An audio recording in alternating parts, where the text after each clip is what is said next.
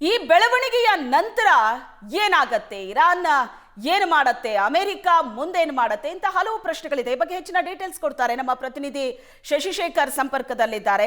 ಶಶಿಶೇಖರ್, ಇರಾನ್ನ 3 ಪರಮಾಣು ನೆಲೆಗಳ ಮೇಲೆ ಟಾರ್ಗೆಟ್ ಮಾಡಿ ಅಮೆರಿಕ ದಾಳಿ ಮಾಡಿ ಮುಗಿಸಿದ್ದಾಗಿದೆ. ಈಗ ಟ್ರಂಪ್ ಹೇಳ್ತಾ ಇರೋದು ಇದು ಶಾಂತಿಯ ಸಮಯ ಅಂತ. ಇರಾನ್ ಅಣು ನೆಲೆಗಳ ಮೇಲೆ ದಾಳಿ ಮಾಡೋದು ಎಷ್ಟು ಮಟ್ಟಿಗೆ ಶಾಂತಿ ತರತ್ತೆ ಅನ್ನೋದು ಕೂಡ ಇಲ್ಲಿ ದೊಡ್ಡ ಪ್ರಶ್ನೆ ಆಗತ್ತೆ. ಶಶಿಶೇಖರ್, ಕಳೆದ 9 ದಿನಗಳಿಂದ ಇಸ್ರೇಲ್ ಇರಾನ್ನ ಅಣ್ವಸ್ತ್ರ ನೆಲೆಗಳು, ಸೇನಾ ಸಲಕರಣೆಗಳ ಸಂಹಾರಗಳ ಮೇಲೆ ದಾಳಿಯನ್ನ ಮಾಡಿತ್ತು, ಸಂಗ್ರಹಾರಗಳ ಮೇಲೆ ದಾಳಿಯನ್ನ ಮಾಡಿತ್ತು. ಆದ್ರೆ ಇಸ್ರೇಲ್ ಕೈಯಲ್ಲಿ ಕೆಲವು ಅಣು ಕೇಂದ್ರಗಳ ಮೇಲೆ ದಾಳಿ ಮಾಡೋದಕ್ಕೆ ಸಾಧ್ಯ ಆಗ್ತಿರ್ಲಿಲ್ಲ. ಅದಕ್ಕೆ ಕಾರಣ ಇರಾನ್ 80 ಮೀಟರ್ ಆಳದಲ್ಲಿ ಶಸ್ತ್ರಾಸ್ತ್ರಗಳನ್ನ, ಅಣ್ವಸ್ತ್ರವನ್ನ ಅಭಿವೃದ್ಧಿ ಪಡಿಸ್ತಾ ಇತ್ತು. ಅಷ್ಟು ಆಳಕ್ಕೆ ಇಳಿದು ದಾಳಿ ಮಾಡಬಲ್ಲಂತಹ ಬಾಂಬ್ ಇಸ್ರೇಲ್ನ ಬಳಿ ಇರಲಿಲ್ಲ. ಹಾಗಾಗಿ ಇಸ್ರೇಲ್ ಅಮೆರಿಕದ ಸಹಾಯವನ್ನ ಕೇಳಿತ್ತು. ಕಳೆದ 9 ದಿನಗಳಿಂದ ಇಸ್ರೇಲ್ ಇರಾನ್ನ ಮೇಲೆ ದಾಳಿ ಮಾಡಬೇಕು, ಏನೆಲ್ಲ ಮಾಡಬೇಕು ಎಲ್ಲವನ್ನೂ ಮಾಡಿತ್ತು. ಆದರೆ ಕೆಲವು ಅಣ್ವಸ್ತ್ರ ಕೇಂದ್ರಗಳನ್ನ ದಾಳಿ ಮಾಡೋದಕ್ಕೆ ಇಸ್ರೇಲ್ ಕೈಲಿ ಸಾಧ್ಯ ಆಗಿರ್ಲಿಲ್ಲ. ಈಗ ಅಮೆರಿಕ 3 ಅಣ್ವಸ್ತ್ರ ಕೇಂದ್ರಗಳ ಮೇಲೆ, ಅಣು ಅಭಿವೃದ್ಧಿ ಕೇಂದ್ರಗಳ ಮೇಲೆ ಈಗ ದಾಳಿಯನ್ನ ಮಾಡಿದೆ. MOAB ಅನ್ನುವಂತಹ ಬಾಂಬ್ ಅನ್ನ ಬಳಸಿಕೊಂಡು ಫೋರ್ಡೋ ಅಣ್ವಸ್ತ್ರ ಕೇಂದ್ರ, ಫೋರ್ಡೋ ಬೆಟ್ಟ ಗುಡ್ಡಗಾಡು ಇರುವಂತಹ ಪ್ರದೇಶ, ಆ ಪ್ರದೇಶದ 80 ಮೀಟರ್ ಆಳದಲ್ಲಿ ಅಣ್ವಸ್ತ್ರವನ್ನ ಅಭಿವೃದ್ಧಿ ಮಾಡಲಾಗ್ತಾ ಇತ್ತು. ಜೊತೆಗೆ ಕ್ಷಿಪಣಿಗಳ ಸಂಗ್ರಹಾರವನ್ನ 80 ಮೀಟರ್ ಆಳದಲ್ಲಿ ಇಡಲಾಗಿತ್ತು.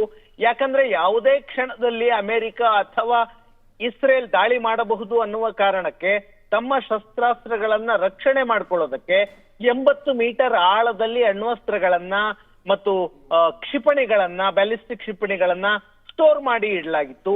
ಈಗ ಆ ಕೇಂದ್ರಗಳ ಮೇಲೆ ಅಮೆರಿಕ ದಾಳಿ ಮಾಡಿದೆ. ದಾಳಿಯ ನಂತರ ಡೊನಾಲ್ಡ್ ಟ್ರಂಪ್ ಹೇಳ್ತಾ ಇದ್ದಾರೆ ಇದು ಶಾಂತಿಯ ಸಮಯ ಅಂತ. ದಾಳಿ ಮಾಡಲಾಗಿದೆ, ಒಂದು ಕಡೆ ಡೊನಾಲ್ಡ್ ಟ್ರಂಪ್ ಹೇಳ್ತಾರೆ ಯುದ್ಧ ಆರಂಭ ಆಗಿದೆ ಅಂತ, ಮತ್ತೊಂದು ಕಡೆ ಇದು ಶಾಂತಿಯ ಸಮಯ ಅಂತ ಹೇಳ್ತಾರೆ. ಡೊನಾಲ್ಡ್ ಟ್ರಂಪ್ ಅವರ ನಡೆ ಹೀಗೆ ಇರುತ್ತೆ ಅಂತ ಪ್ರೆಡಿಕ್ಟ್ ಮಾಡೋದು ತುಂಬಾ ಕಷ್ಟ.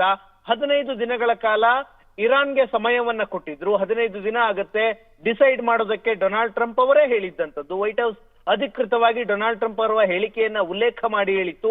15 ದಿನಗಳ ನಂತರ ನಿರ್ಧಾರ ಮಾಡ್ತಾರೆ ಯುದ್ಧಕ್ಕೆ ಅಮೆರಿಕ ಎಂಟ್ರಿ ಆಗಬೇಕಾ ಬೇಡವಾ ಅನ್ನೋದು.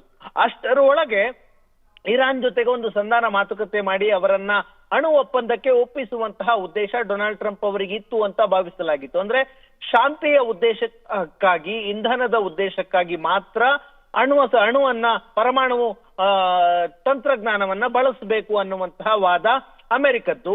2017ರಲ್ಲಿ ಒಪ್ಪಂದ ಆಗಿತ್ತು, ಒಬಾಮಾ ಸರ್ಕಾರ ಇದ್ದಾಗ ಒಪ್ಪಂದ ಆಗಿತ್ತು. 2017ರಲ್ಲಿ ಡೊನಾಲ್ಡ್ ಟ್ರಂಪ್ ಅಧಿಕಾರಕ್ಕೆ ಬಂದ ನಂತರ ಇರಾನ್ನ ಜೊತೆಗೆ ಅಮೆರಿಕ ಮಾಡ್ಕೊಂಡಿದ್ದಂತಹ ಅಣು ಒಪ್ಪಂದವನ್ನ ಇದೇ ಡೊನಾಲ್ಡ್ ಟ್ರಂಪ್ ರದ್ದು ಮಾಡಿದ್ರು. ಈಗ 3 ಅಣು ಕೇಂದ್ರಗಳ ಮೇಲೆ, ಅಣ್ವಸ್ತ್ರವನ್ನ ಅಭಿವೃದ್ಧಿ ಮಾಡ್ತಿದ್ದಂತಹ ಸ್ಥಳಗಳ ಮೇಲೆ ದಾಳಿ ಮಾಡಲಾಗಿದೆ. ಒಂದು ಫೋರ್ಡೋ, ಅದು ಇರಾನ್ನ ಅತಿ ದೊಡ್ಡ ಅಣ್ವಸ್ತ್ರ ಅಭಿವೃದ್ಧಿಯ ಕೇಂದ್ರ, ಜೊತೆಗೆ ಕ್ಷಿಪಣಿಗಳನ್ನ ಸ್ಟೋರ್ ಮಾಡಿಟ್ಟಿದ್ದಂತಹ ಕೇಂದ್ರ, ಅದರ ಮೇಲೆ ದಾಳಿಯಾಗಿದೆ. ಮತ್ತೊಂದು ನತಾನ್ಸ್ ಅನ್ನುವಂತಹ ಅಣ್ವಸ್ತ್ರ ಕೇಂದ್ರ, ಅದರಲ್ಲೂ ಕೂಡ ನ್ಯೂಕ್ಲಿಯರ್ ವೆಪನ್ ಗಳನ್ನ ಅಭಿವೃದ್ಧಿಪಡಿಸಲಾಗಿತ್ತು. ಮತ್ತೊಂದು ಅಸ್ಫಹಾನ್ ಅನ್ನುವಂತಹ ಮತ್ತೊಂದು ಅಣು ಅಭಿವೃದ್ಧಿ ಕೇಂದ್ರ. ಈ 3 ಕೇಂದ್ರಗಳ ಮೇಲೆ ಅಮೆರಿಕ ಮಹಾಬಾಂಬ್ ಅನ್ನ ಪ್ರಯೋಗ ಮಾಡಿದೆ. ಅಂದ್ರೆ MOAB ಅನ್ನುವಂತಹ ಬಾಂಬ್ ಅಮೆರಿಕದ ಬಳಿ ಮಾತ್ರ ಇದೆ. ಮದರ್ ಆಫ್ ಆಲ್ ಬಾಂಬ್ ಅಂತ ಕರೀತಾರೆ. ಅಂದ್ರೆ ಎಲ್ಲ ಬಾಂಬ್ಗಳ ಮಹಾತಾಯಿ ಅನ್ನುವಂತಹ ಕರೆಯಲಾಗುವಂತಹ 14,000 kgಯಷ್ಟು ಬಾಂಬ್, ಒಂದು ಬಾಂಬ್ 14,000 kg ತೂಗುತ್ತೆ. ಅಂತಹ ಬಾಂಬ್ ಅನ್ನ ಇರಾನ್ನ ಮೇಲೆ ಈಗ ಪ್ರಯೋಗ ಮಾಡಲಾಗಿದೆ. ಈ ಬಾಂಬ್ ಅನ್ನ ಡ್ರಾಪ್ ಮಾಡಿದ ನಂತರ ಅದು 60 ಮೀಟರ್ ಆಳದಲ್ಲಿ ಏನೇ ವ್ಯವಸ್ಥೆ ಇದ್ರೂ ಕೂಡ ಅದನ್ನ ನಾಶ ಮಾಡುವಂತಹ ಸಾಮರ್ಥ್ಯ ಇದೆ. ಅಂತಹ ಬಾಂಬ್ಗಳನ್ನ ಈಗ ಪ್ರಯೋಗ ಮಾಡಲಾಗಿದೆ. ಈ ಬಾಂಬ್ಗಳನ್ನ ಒತ್ತೊಯ್ಯಬಲ್ಲ ಸಾಮರ್ಥ್ಯ ಕೂಡ ಜಗತ್ತಿನ ಯಾವುದೇ ಯುದ್ಧ ವಿಮಾನದ ಕೈಯಲ್ಲಿಲ್ಲ. ಅದು ಅಮೆರಿಕದ ಬಳಿ ಇರುವಂತಹ B-2 ಬಾಂಬರ್ ಅನ್ನುವ ಯುದ್ಧ ವಿಮಾನ ಮಾತ್ರ ಈ ಬಾಂಬ್ಗಳನ್ನ ಒತ್ತೊಯ್ಯಬಲ್ಲಂತಹ ಸಾಮರ್ಥ್ಯ ಇದೆ.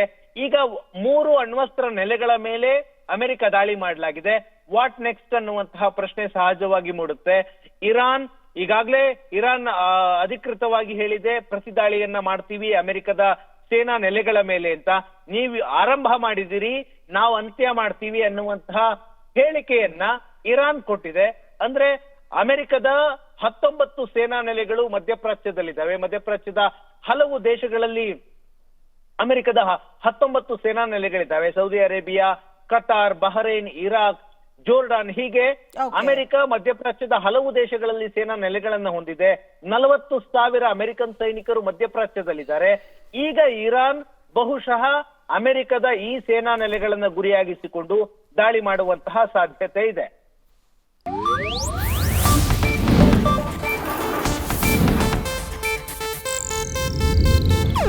ಇದು ಏಷ್ಯಾನೆಟ್ ನ್ಯೂಸ್ ನೆಟ್ವರ್ಕ್ ಪ್ರಸ್ತುತಿ.